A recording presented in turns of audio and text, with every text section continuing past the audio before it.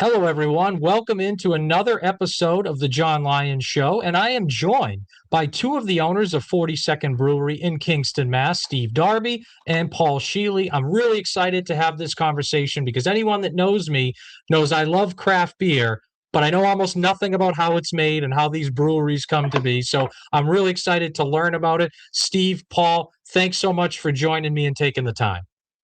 Thanks for having us, John. Yeah, thanks for having us. We appreciate it. So let's start out. You guys, 42nd Brewery, Kingston, Mass.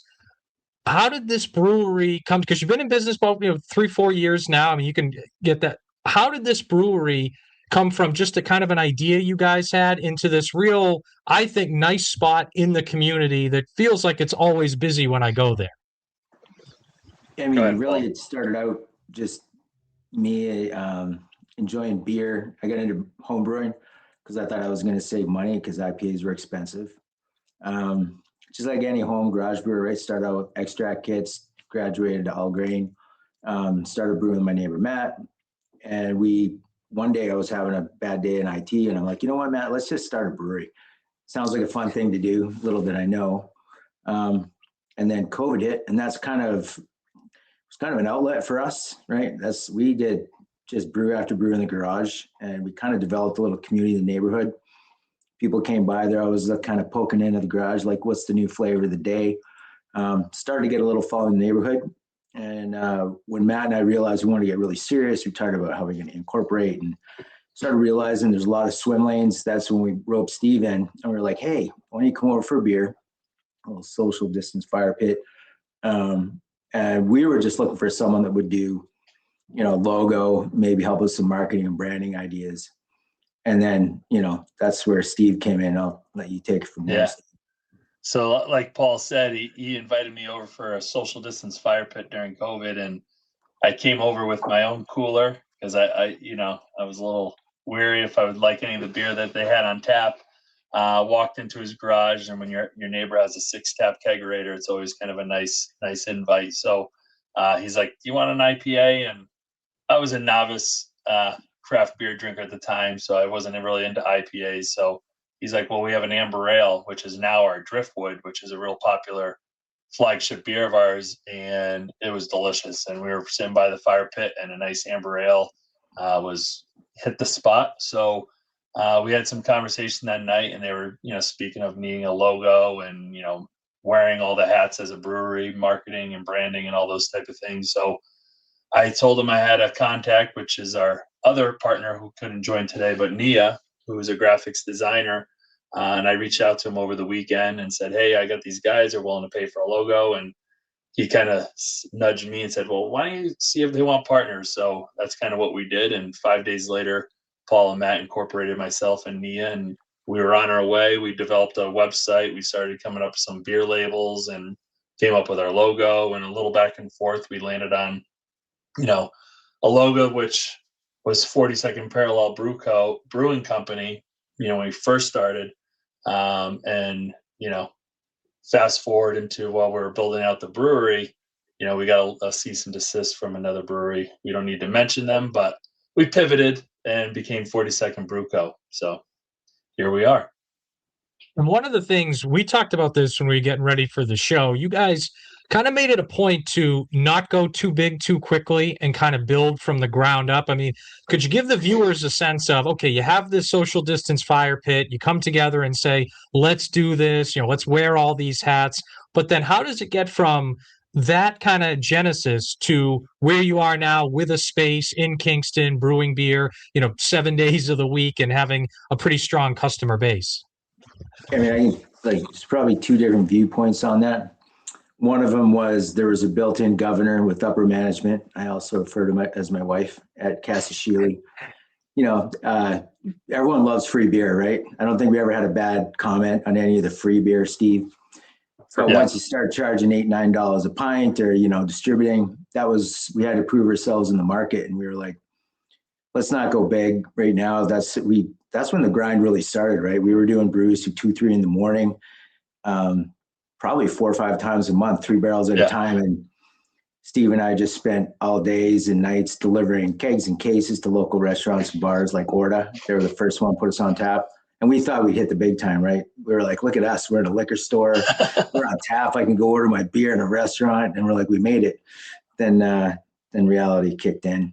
But we built a fan base, right? I think one of them has been with us since the beginning. And that's when we were like, listen, we got to build 4 walls. And that's when we set out to build the community that you see when you come into the tap room. It's warm, welcoming, and we're pretty happy with how we made it there. Yeah.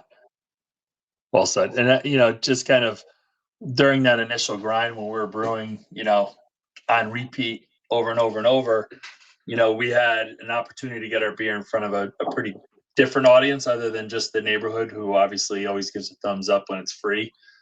So we brought beer to a Cornhole for a Cause tournament up in Pembroke. We had, several, I think there was 40 or 50 people there playing cornhole for a fundraiser. And we donated, I think, 20 cases for that event of our 3 Sheets to the Wind, which is one of our flagships, our traditional IPA that we brew. And we got great reviews, a lot of great feedback. I think that was a pushing point for us. And then we were invited to the Brewery here in Kingston, which was a beer festival with us, Castle Island, and a few other breweries locally. And our beer was really well received there. And then all the questions started rolling in. Well, where are you guys? And we're like, well, we're in a garage and we have a brew shed.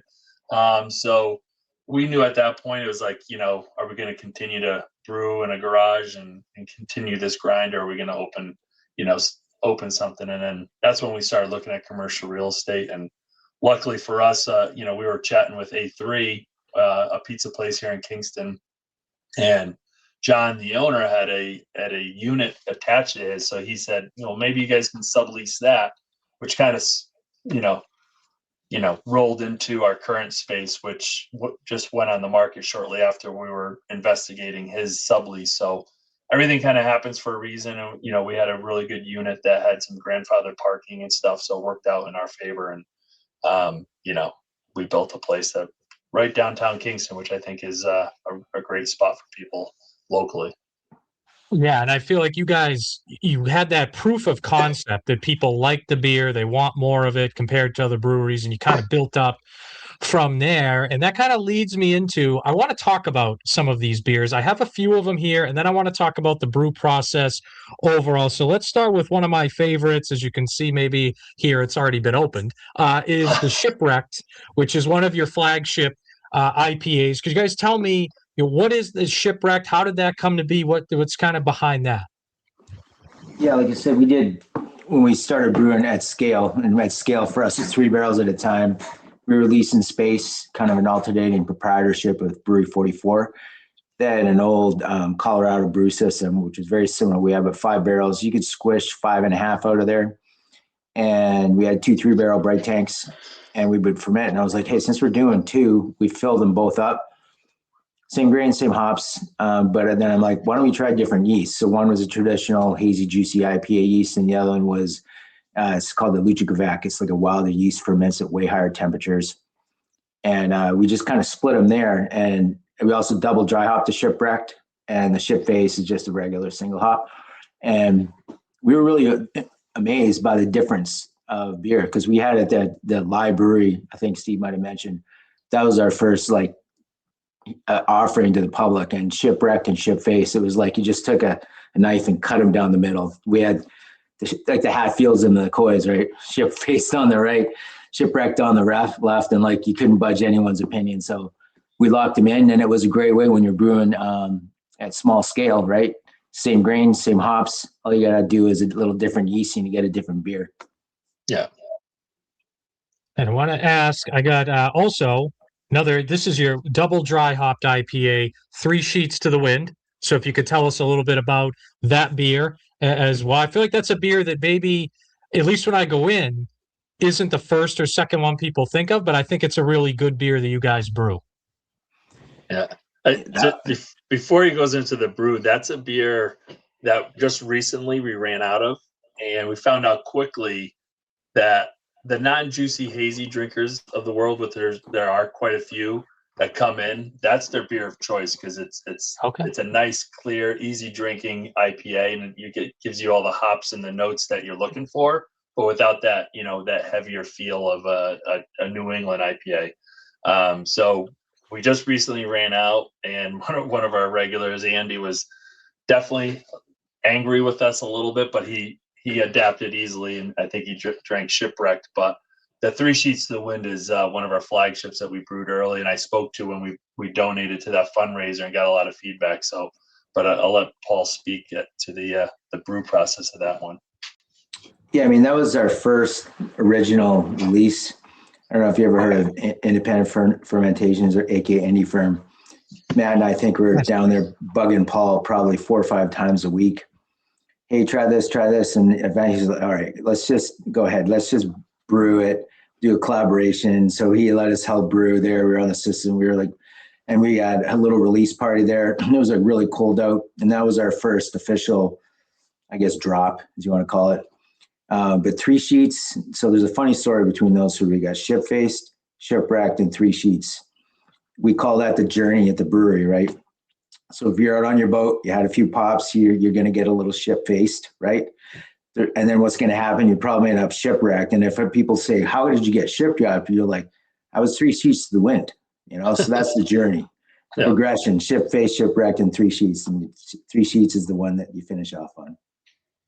And last one, this is one that I feel like whenever I go in, I see being very popular. That's your Locals Light here. And I mean, Steve, you mentioned that first social distance fire pit. You kind of brought your own beers there, your lighter stuff. Like, I feel like this is kind of your guys' answer to the traditional American light lager. Just tell us a little bit about that. Yeah, I mean, I'll get into how we got into doing the Locals Light. But you're right. The Locals Light, we're trying to brand as your everyday beer, your lawnmower beer, your sit by the pool beers, patio beer, garage beer, you name it. That's kind of the go-to.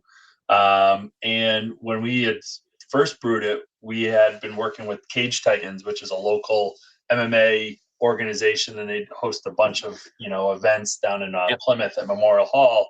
And he had reached out to us through a friend of mine and said, "Hey, would you guys be interested in doing a light beer for our event?"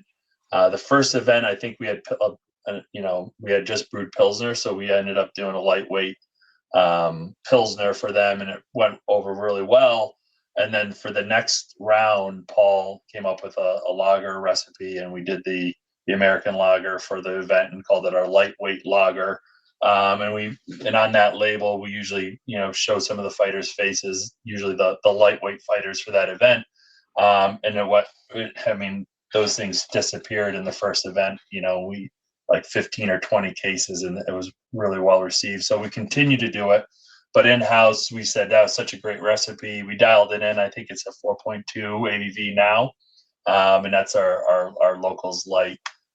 So when we first opened our doors, we only had 8 taps, and we were able to open with the flagship IPAs that you just mentioned. But we also had a lager, our Down the Hatch Pilsner, our Locals Light Lager, and a White Squall Belgian whip beer. So we opened up with a pretty nice breadth of different beers, for different palates and people that like different things. But yeah, that Locals Light is definitely our number one seller in the tap room. I think people come in for an IPA and then they'll finish with a lager. Or people come in and they're not even into IPAs and they just like a nice, drinkable beer, and that delivers for sure. Paul, anything to add to that? Yeah. I mean, talk about when you run out of beer. I think there's beer that you can run out of. Locals Light is not one of them. It's by far just the single skew seller. I like it too because it does resonate. It's got that Locals Light feel. So you can really drink it anywhere, right? And you still kind of attached to it as yours. And Steve came up with the Sasquatch thing, which has been great. I don't know. We started doing customer spotlights, and Steve's they'll win it and they put the face right in over top of the Sasquatch. We'll plant them in cases, and if you full it, it's kind of like the golden ticket in Charlie and the Chocolate Factory. Find that, come in, you get some swag. It's good. So I do want to get to your guys' marketing and community in a minute, but before I do that, we just talked about 3 of your beers, and I'm curious, and maybe it's more for Paul, but Steve too. We talked about 3 beers that you have. How do you get from the idea of one of those beers to then the can in hand or the glass in hand? So for me, I mean, like in general, it's people describe an end game, an end point for what you want to end up with.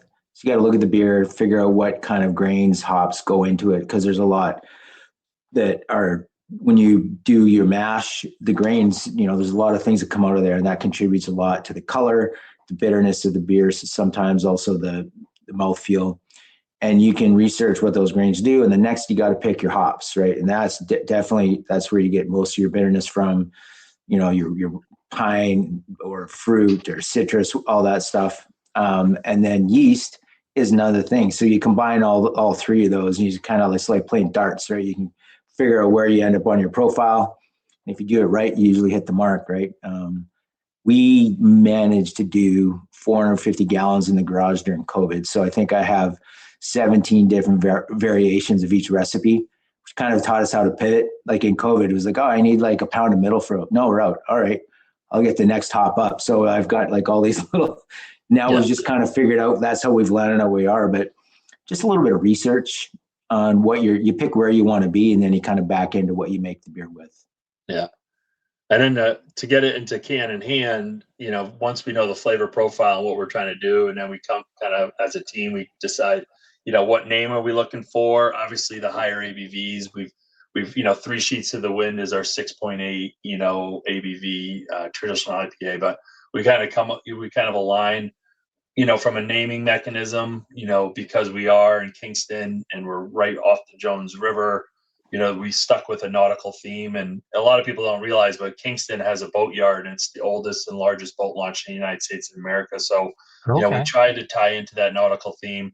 Also, when I met Paul and Matt, over that social distance, they were into the nautical theme too. Paul, used to work on a scuba catamaran in his previous life, and Matt had a sailboat. So nautical kind of resonated with everyone. So that's what we try to, when you think of 3 Sheets to the Wind, Shipwreck, Ship Face, White Squall, all of our beer names, that we try to stick with that nautical theme.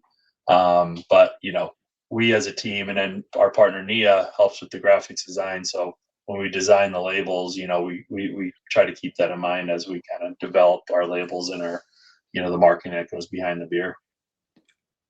So one thing to add to that, though, one of the key points to that is like Nia and Steve, when we can have a label locked in like 25 minutes via 4 or 5 texts, right? It's not like, hey, here's my designer, I got an idea. Then they get back to us in a week.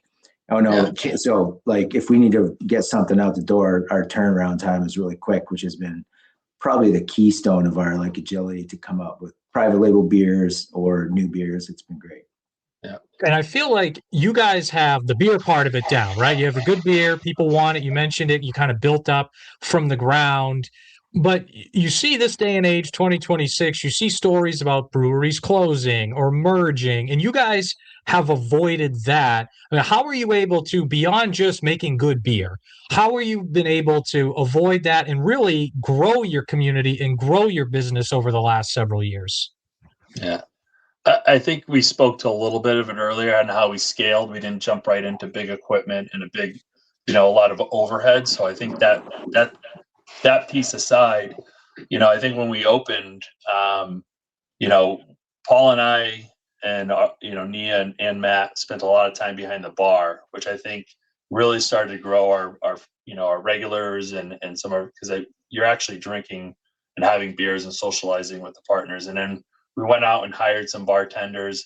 Some of our early hires were who's our tap room manager now, Sunny.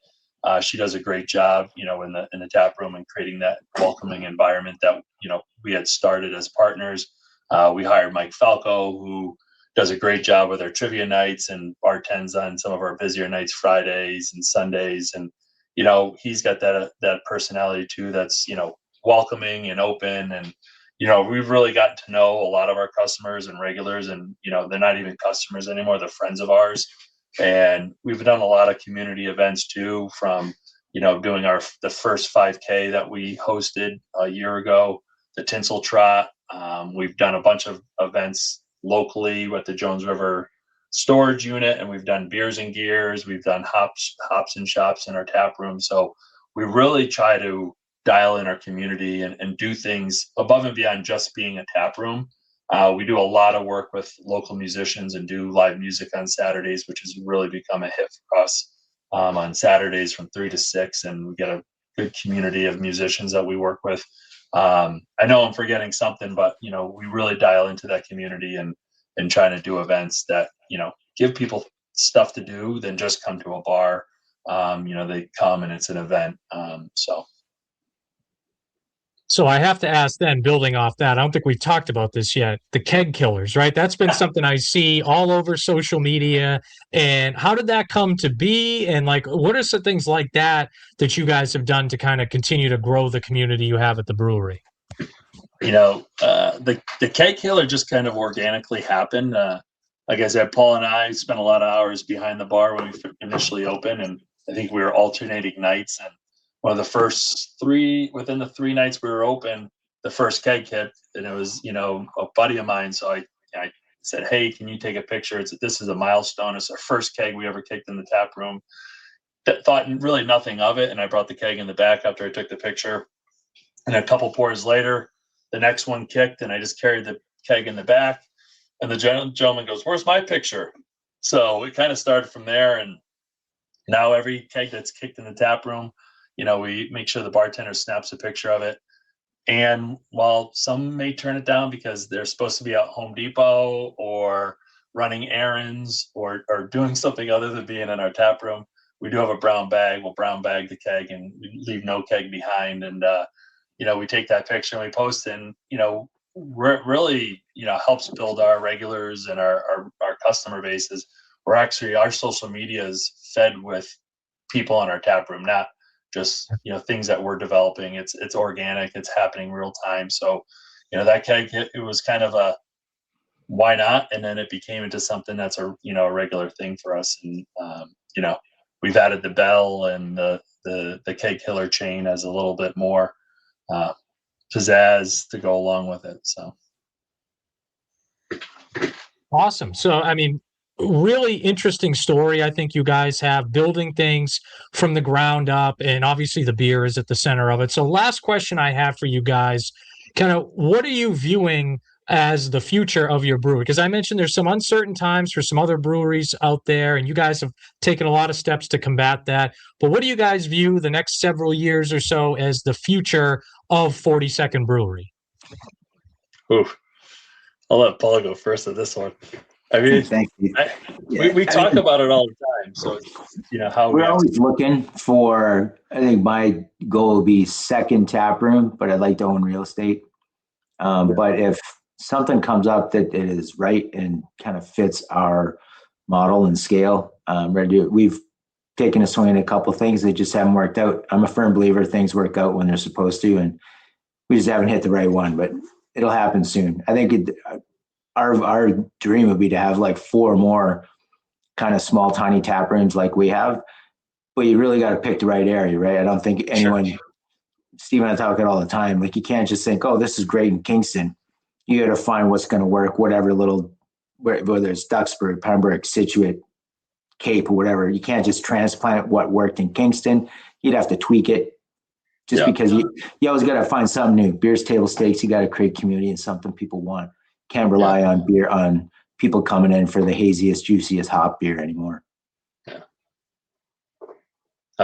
I would agree with that. I think Paul and I chat about this quite often. And, I think what we created in Kingston, being kind of has more of a microbrew feel. We have small brew equipment in the back, so people have visual of what we do.